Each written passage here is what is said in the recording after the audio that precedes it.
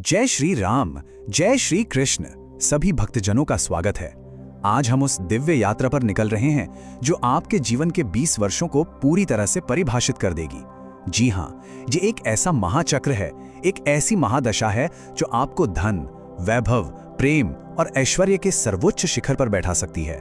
और अगर आप चूके तो यही यात्रा आपको मोह, वासना और पतन के गहरे अंधकार में भी धकेल सकती है। ये है दैत्य गुरु शुक्राचार्य की, शुक्रदेव की 20 वर्षीय महादशा। तो अपनी आत्मा से पूछिए, क्या आप इस महापरीक्षा के लिए तैयार हैं? भक्तजनों, शुक्र को केवल एक ग्रह समझने की भूल कभी मत कीजिएगा। ये साक्षात दैत्य गुरु शुक्राचार्य की वो तप शक्ति है जिनके पास वो विद्या थी जो देवताओं के भी पास नहीं थी, मृत संजीवनी विद्या।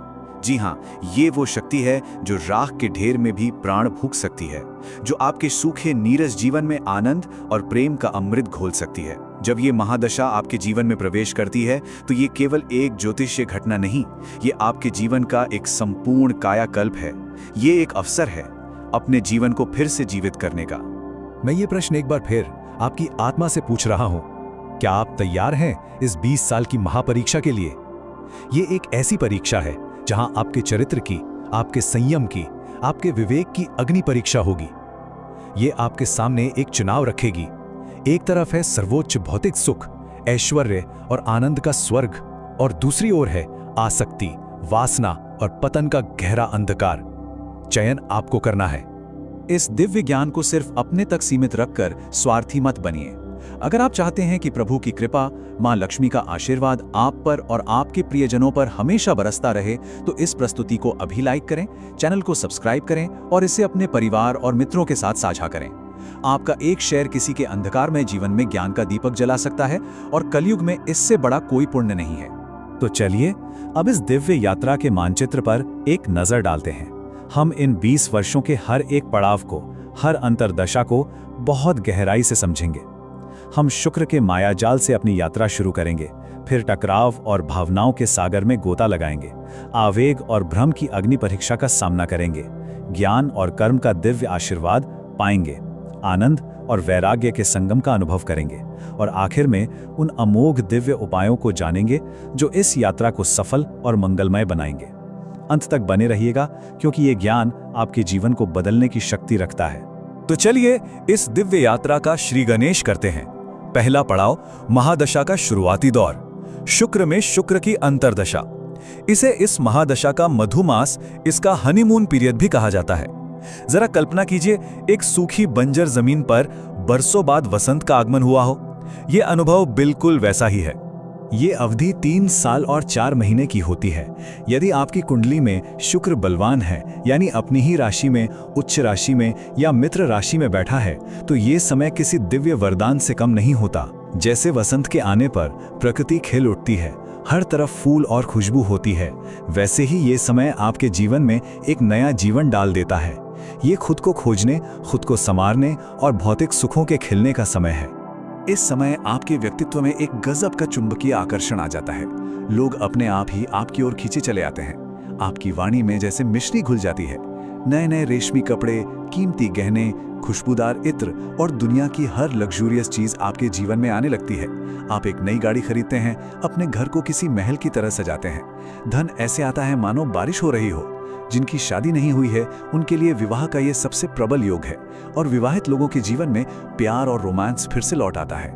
अगर आप एक कलाकार हैं तो समझिए कि प्रसिद्धि और सम्मान आपके कदम चूमने लगते हैं।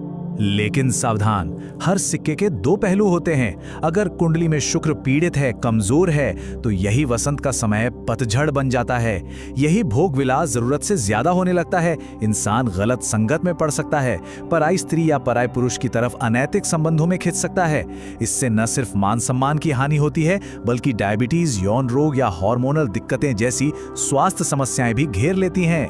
मूल मंत्र है संयम। इस समय का आनंद जरूर लें, पर अपनी जड़ों को, अपने धर्म को कभी ना भूलें। शुक्र के इस वसंत ऋतु के बाद अब आता है टकराव और भावनाओं का मौसम। ये वो समय है जब दैत्य गुरु शुक्र का सामना होता है ग्रहों के राजा सूर्य और ग्रहों की रानी चंद्रमा से। ये अग्नि और जल के महासंगम का समय है जो आपके जीवन के शांत सरोवर में उथल पुथल मचा देगा। क्या आप इस तूफान के लिए तैयार हैं? पहले 1 साल के लिए सूर्य की अंतर्दशा आती है। अब समझिए, यहाँ दरबार में राजा यानी सूर्य और गुरु यानी शुक्र आमने सामने आ गए हैं। शुक्र भोग है तो सूर्य अनुशासन, शुक्र सौम्यता है तो सूर्य अग्नि। इस समय अहंकार सिर चढ़कर बोलता है।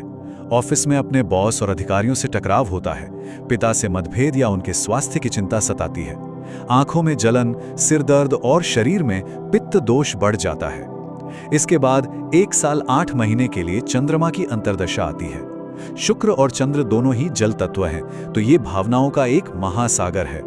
इंसान बहुत ज्यादा भावुक हो जाता है, छोटी छोटी बातों पर रोना आता है, मन में एक अजीब सी बेचैनी रहती है।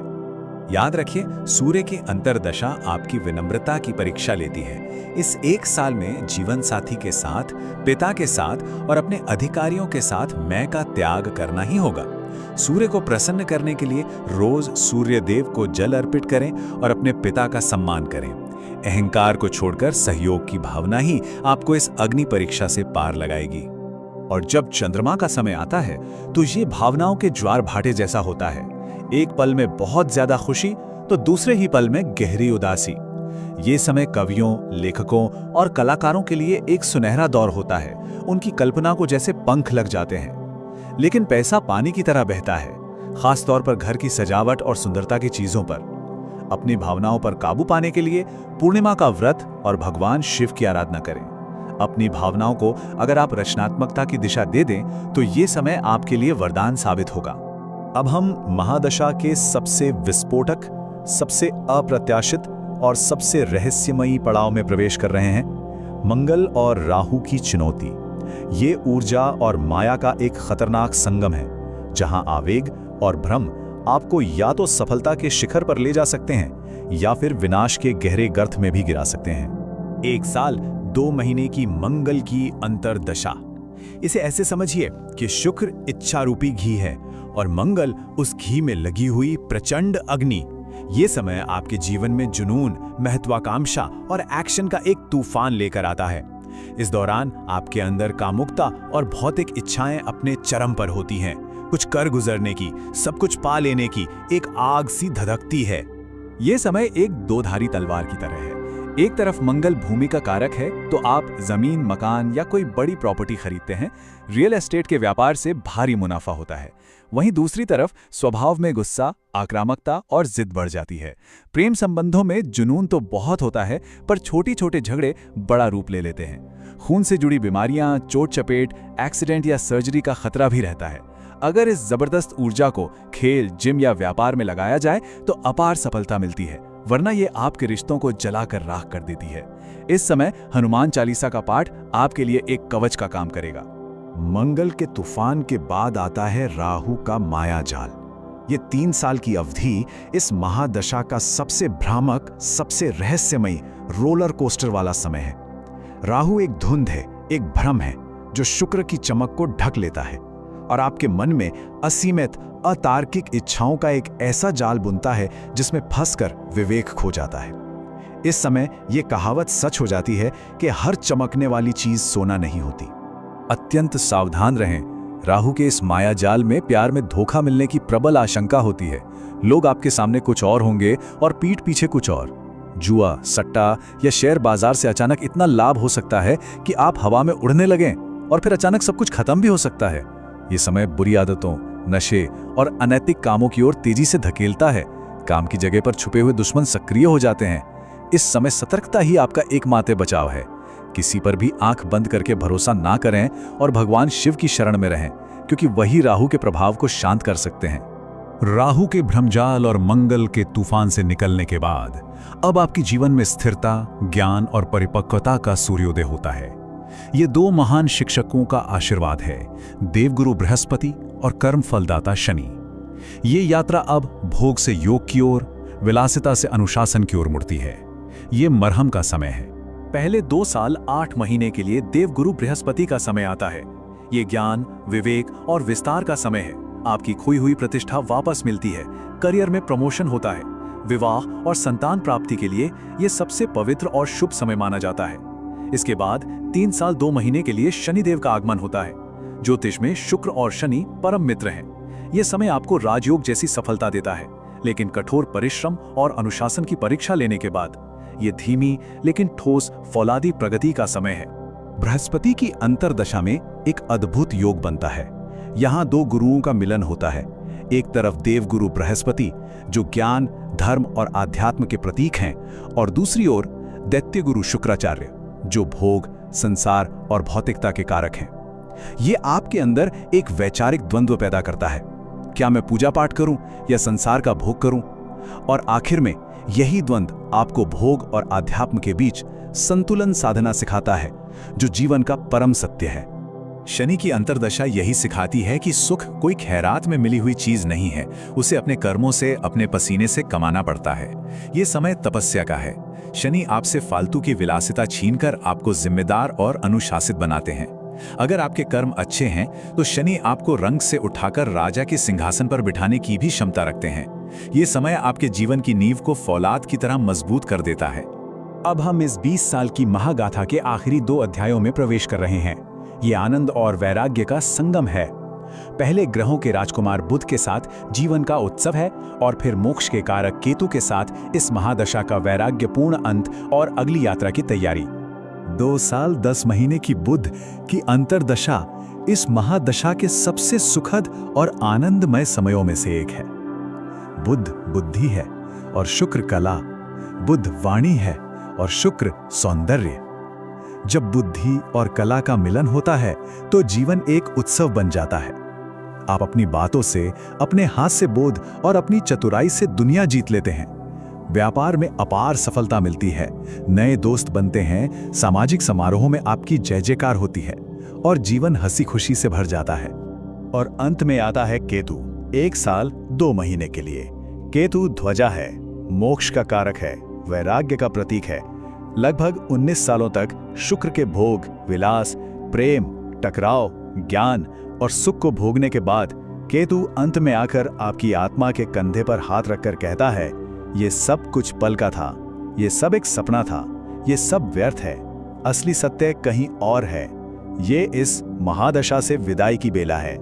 केतु का काम है काटना, अलग करना। वो उन सभी सांसारिक मोह माया और अटैचमेंट्स को काट देता है जिनकी अब आपकी आत्मा को जरूरत नहीं है।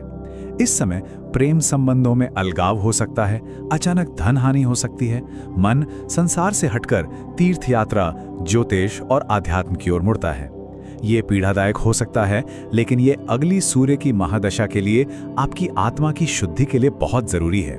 ये एक तरह का आध्यात्मिक डिटॉक्स का समय है जो आपको एक नई शुरुआत के लिए तैयार करता है। भक्तजनों, सनातन ज्योतिष में हर समस्या के साथ उसका समाधान भी मौजूद है।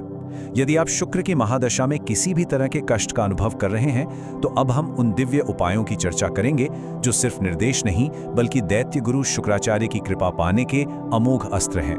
क्या आप इन अस्त्रों का उपयोग करने के लिए तैयार हैं? शुक्र देव को प्रसन्न करने और उनके शुभ फल पाने के ये 5 दिव्य मार्ग हैं। ये कृपा की ओर जाने वाली 5 सीढ़ियां हैं। पहला, मंत्र साधना से उनकी ऊर्जा से जुड़ना। दूसरा, देवी उपासना से उनकी अधिष्ठात्री शक्ति को प्रणाम करना। तीसरा, दान और सेवा से अपने कर्मों को शुद्ध करना। चौथा, अपने आचरण और जीवन शैली में बदलाव लाकर उन्हें अपने जीवन में आमंत्रित करना। और 5वां, यदि जरूरी हो तो रत्न धारण करना। आइए इन मार्गों पर चलकर शुक्र की कृपा प्राप्त करें। शुक्र की दिव्य ऊर्जा से जोड़ने का सबसे शक्तिशाली और अचूक साधन है उनका बीज मंत्र। मेरे साथ मन में दोहराइए, ओम द्राम द्रीम द्रौं सह शुक्राय नमः। प्रतिदिन सुबह स्नान के बाद सफेद कपड़े पहनकर श्रद्धा के साथ इस मंत्र का स्फटिक की माला पर 108 बार जाप करने से शुक्र ग्रह की पीड़ा शांत होती है और उनकी कृपा अमृत की तरह बरसने लगती है। शुक्र की अधिष्ठात्री देवी स्वयं मां लक्ष्मी और मां दुर्गा हैं। शुक्रवार को उनके मंदिर जाकर घी का दीपक जलाएं। इसी दिन छोटी कन्याओं को खीर खिलाएं और चावल, दूध, चीनी, कपूर जैसी सफेद चीजों का दान करें।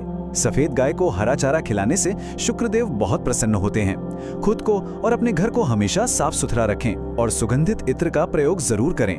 और सबसे महत्वपूर्ण, शुक्राचार्य के गुरु भगवान शिव हैं। शिवलिंग पर कच्चा दूध और सफेद फूल चढ़ाने से शुक्र की बड़ी से बड़ी पीड़ा भी तुरंत समाप्त हो जाती है।